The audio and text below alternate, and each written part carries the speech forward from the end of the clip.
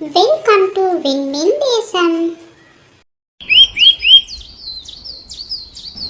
ஒரு அடர்ந்த காட்டுல அழகான மரக்கிளையில ஒரு சின்ன வீட்டில் மீனா தன்னோட பொண்ணு அணுவோட வாழ்ந்து வந்தா. மீனா ரொம்பவும் ஏழை குருவி. அவ அன்னைக்கு வேலை செஞ்சு தான் தன்னோட குழந்தைய பார்த்துக்கிட்டா. நான் வேலைக்கு போறேன் கண்ணு, கவனமா வீட்டிலே இரு. நாளைக்கு இன்னைக்கு பெரிய மழை பெய்யும்னு சொல்லியிருக்கிறாங்க. அதுக்கும் போக புயலும் இருக்கா. எங்கேயும் வீட்டை விட்டு வெளியில போகாத. சரியம்மா, நீங்களும் கவனமா வேலைக்கு போயிட்டு நேரத்தோட வீட்டுக்கு வாங்க. பிறகு மீனா வேலைக்கு புறப்பட்டு போனா. மீனா போறத பொன்னி பார்த்துக்கிட்டே இருந்தா. பொழுது விடிஞ்சா போதும், காலையில போறவ பின்னேரம் தான் வாரா. ஓடி ஓடி இப்படிதான் சம்பாதிக்கிறா. ஆனா கஷ்டம் கஷ்டம்னு சொல்லுவா. சம்பாதிக்கிறாளா என்னத்தான் செய்யறாளோ. இப்படியே யோசிச்சுக்கிட்டு இருந்து பொன்னிக்கு மீனாவோட வீடு தான் கண்ணில் பட்டது. பொன்னிக்கு மீனாவோட வீட்டு மேலே ரொம்ப நாளாக கண்ணாவே இருந்தது. அப்போ அந்த நேரம் பார்த்து பொன்னியோட கணவன் பாண்டுக்காக அந்த இடத்துக்கு வந்தான். பொன்னி, உனக்கு விஷயம் தெரியுமா? இன்னொரு 2 நாளையில காட்டுக்கு பெரிய புயலும் மழையும் வரப்போகுதா. கடத்தெருவில் பேசிக்கிட்டாங்க. அதுக்கு நம்ம இப்பவுமே ஆயத்தமாகணும் பொன்னி. இல்லைன்னு சொன்னால் ரொம்ப கஷ்டமாக போயிடும். வா, போயிட்டு நம்ம ஆத்தங்கர பக்கத்தில் உள்ள தோட்டத்தில் உள்ள பழங்கள்லாம் பழுத்திருக்கான்னு பார்ப்போம். பழுத்திருந்தா அதை பிடுங்கி விற்றுட்டு அதில் வர வருமானத்தை வச்சு இந்த மழைக்காலத்தில் நம்ம சமாளிச்சுக்கலாம். பாகங்களும் ஆத்தங்கரை பக்கம் போணுச்சு. அதுகளோட நேரமாக தெரியலை. ஆத்தங்கரையில் உள்ள பழங்கள்லாம் நல்லா பழுத்திருந்தது.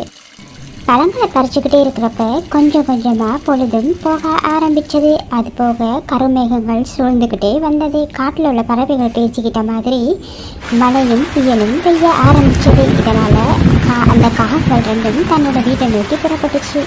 மீனாவும் வேலையெல்லாம் முடிச்சுட்டு திரும்பி வரும்போது அந்த மலைக்குள்ள சிக்கிட்டா. அவளால் ரொம்ப தூரம் பறக்க முடியலை. ரெக்கைகள்லாம் நனைஞ்சி ரொம்ப பலமான காற்று பேசுறதுனால அவளால் என்ன செய்யறதுன்னு தெரியாமல் ஒரு மரக்கிளையில் போயிட்டு அமர்ந்தா. அச்சிச்சோ, இப்படி மழை பெய்யுதே, என் பொண்ணு வேற தனியாக இருக்கா. பாவம், இனிமின சத்தத்துக்கு அவள் ரொம்ப பயம். என்ன பண்ணுறாலோ தெரியலை. கடவுளே, சீக்கிரமாக மழை கொஞ்சம் குறைஞ்சா வீட்டுக்கு போயிடலாம் அப்படின்னு யோசிச்சுக்கிட்டே இருக்கும்போது எதிர்பாராத விதமாக அந்த வழியாக வந்த ஒரு பாம்பு மீனாவோட காலில் கடிச்சிருது.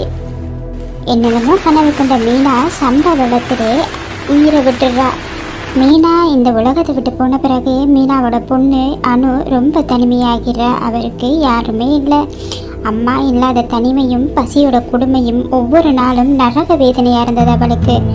இதனால் ரொம்பவும் மனசுடைஞ்சு போய் எந்த நேரம் பார்த்தாலும் அழுதுகிட்டே இருந்தான். ஏம்மா என்னை விட்டுட்டு போன? என்னையும் கூட்டிக்கிட்டு போயிருக்கலாமேம்மா. நீ இல்லாம எனக்கு ஒருத்தவே பிடிக்கலம்மா. ஒவ்வொரு நிமிஷமும் நரக வேதனையா இருக்கு. இது ஒரு நல்ல சந்தர்ப்பமாக போச்சு பொண்ணு காலத்துக்கு. எங்க இப்போ அந்த பொண்ணு அணு மட்டும்தான் வீட்டில் இருக்கா. மெதுவாக அவளை அந்த வீட்டை விட்டு திரட்டிட்டு அந்த வீட்டை நம்ம சொந்தமாக்கிக்கிட்ட என்ன? அதுவும் சரிதான். ஆனால் அவளை சீக்கிரமாக அந்த காட்டை விட்டு திரத்திட இயலாது. அவருக்கு எதுவும் ஆச்சுன்னு சொன்னால் அப்போ வீட்டுக்கு பக்கத்தில் இருக்கிறது நாம தான். இந்த ஊரில் இந்த காட்டில் உள்ள மற்ற பறவைகள்லாம் நம்மளை தான் பிடிப்பாங்க. அதுக்கு என்கிட்ட ஒரு நல்ல திட்டம் இருக்குங்க. விடிய காலையில் லட்சுமி புறா நம்ம ஆற்றுக்கு குடிக்க வராளான்னு கொஞ்சம் பார்த்து சொல்லுங்க. அதுக்கு பிறகு பாருங்களே நடக்கிறத. மறுநாள் பொழுது விடிஞ்சது. அதே போல பாண்டுக்காக ஆத்தக்கரை பக்கம் பார்த்துக்கிட்டே இருந்தான்.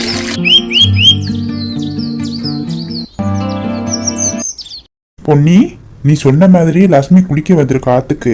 ஆமா, என்னதான் உன்னோட திட்டம் சொன்னேன். பொறுத்திருந்து தான் பாருங்களேன் என்னத்தான் திட்டங்கிறத அப்படின்னு சொல்லிட்டு பொன்னி ஆற்று பக்கம் போனா. ஆத்தங்கரை பக்கம் போயிட்டு 2 பழங்களை பறிச்சுக்கிட்டு வந்து அணு வீட்டுக்கு போயிட்டு அணுகிட்ட கொடுத்துட்டு இப்படி சொன்னா. அணு, இது எங்கள் தோட்டத்தை பழம்மா. நிறைய பழங்கள் பறிச்சிருக்கு. உனக்கு வேணும்னா தாமதிக்காமல் நீ போயிட்டு பிடிங்கிட்டு வா. என்று சொன்னால் ஆற்றுக்கு குளிக்க வரவங்க அந்த பழங்களை பறிச்சாலும் பறிச்சிருவாங்க. அம்மா இல்லாமல் ஒருவேளை சாப்பாட்டுக்கே ரொம்ப கஷ்டப்பட்ட அணு பொன்னி வீடு தேடி வந்து இப்படி சொன்னதும் உடனே தாமதிக்காமல் புறப்பட்டு போனா. கொஞ்ச நேரம் கழிச்சு லட்சுமி ரொம்ப பதட்டத்தோட பொண்ணு வீட்டு பக்கம் வந்தா. பொன்னி, இன்னும் கொஞ்சம் முன்னுக்கு யாரு சரி இந்த ஆத்தங்கரை பக்கம் வரதை நீ பாத்தியா? ஆமாம், அனு தான் வந்தா. ஏன், என்னாச்சு? இல்லை, என்னோட மாலையை கழட்டி வச்சுட்டு நான் குளிக்க போனேன். அதுவும் தங்க மாலை. குளிச்சுட்டு வெளியே வந்து பார்த்தா மாலையை காணாண்டி. யார் எடுத்தான்னு தெரியல. அப்படியா? நீ எதுக்கும் போயிட்டு அணு வீட்டில் கொஞ்சம் பாரு. ஏன்னு சொன்னால் அவள் அம்மா சொல்லியிருக்கா, அவள் விளையாட போகும்போது ரோட்டில் உள்ள குப்பைகள்லாம் கொண்டாந்து அந்த மண் பானை ஒன்று இருக்கா, அதில் போட்டு வைப்பாளா. சில வேளை இதையும் கொண்டு போட்டு வச்சிருக்காளோ தெரியலை. இருக்குடி அவளுக்கு. ரொம்ப கோபத்தோட லக்ஷ்மி புறா அணு வீட்டுக்கு போனா. அணு என்னன்னு கேட்டோம் எதுவுமே சொல்லாமல் அந்த மண்பானையை போய் பார்க்கும்போது அந்த மண்பானைக்குள்ளே பொன்னி சொன்ன மாதிரி அந்த தங்க மாலை அந்த மண்பானைக்குள்ள இருந்தது. இதை பார்த்த லக்ஷ்மி அணுவை பார்த்து, திருடி இவ்வளோ நாள் காட்டில் காணாம போன எல்லா பொருட்களையும் இப்போ நீ தான் திருடி இருக்க. உங்கள் அம்மா இறந்த பிறகு இந்த திருட்டுக்குணும் தானாக வந்துருச்சு போல. இப்படி திட்டிக்கிட்டு இருக்கும் போது பொன்னிக்காக மற்ற பறவைகளையும் கூட்டிக்கிட்டு அணுவோட வீட்டுக்கு வந்துச்சு. என்ன அணு, நீ இப்படி செய்வன நான் கொஞ்சம் கூட எதிர்பார்க்கல. பசியில் இருக்கிற, சரி பழங்கள் பழத்திற்கு போய் பறிச்சுக்குவான்னு தான் சொன்னேன். அதுக்காக போயிட்டு இப்படி தங்க மாலை எடுப்பியாம்மா அப்படின்னு கேட்டார். ஐயோ கடவுளே, நீ நம்புங்க. இங்க நடக்கிற விஷயத்துக்கு எனக்கு எந்த சம்மதமும் இல்லை. நான் திருடல அம்மா. வாய மூடு. செய்கிறையும் செஞ்சு போட்டு பொய் வேற. உன்னை இதுக்கு மேலே இந்த காட்டில் விட்டு வச்சா எங்களால் நிம்மதியாக வாழ முடியாது. உடனே இந்த காட்டை விட்டு போயிடலன்னா அடித்து தான் விரட்டுவோம். இப்படி எல்லாரும் வீண் பண்ணியை போட்ட பிறகு இனி ஒரு நிமிஷம் கூட இங்கே வாழை இல்லாத முடிவெடுத்த அணு அந்த காட்டை விட்டு புறப்பட்டா.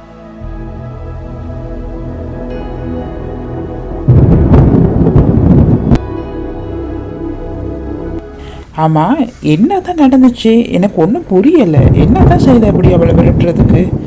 அதெல்லாம் ஒன்றும் இல்லைங்க. நம்ம லக்ஷ்மி புறா இருக்கால, அவள் எந்த நாளும் குளிக்கிறதுக்கு ஆற்றுக்கு வருவா. அவள் வர்றப்ப தங்க மாலை போட்டு போகிறத நான் கண்டிருக்கேன்.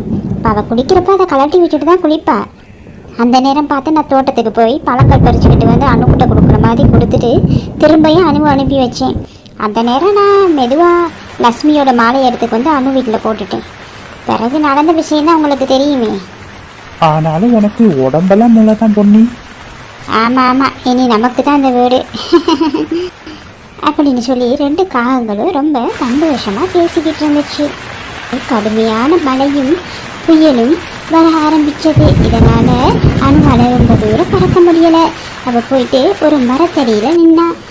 குருவி மலைக்கு நிலையாம என் பக்கத்தில் வா. யார் பேசுறது அப்படின்னு ரொம்ப பதட்டத்தோடு தங்கையை சுற்றி பார்த்தா. நான் தான் உன் பக்கத்தில் உள்ள ஆப்பிள் மரம் பேசுகிறேன். மரமா? உங்களால பேச முடியுமா?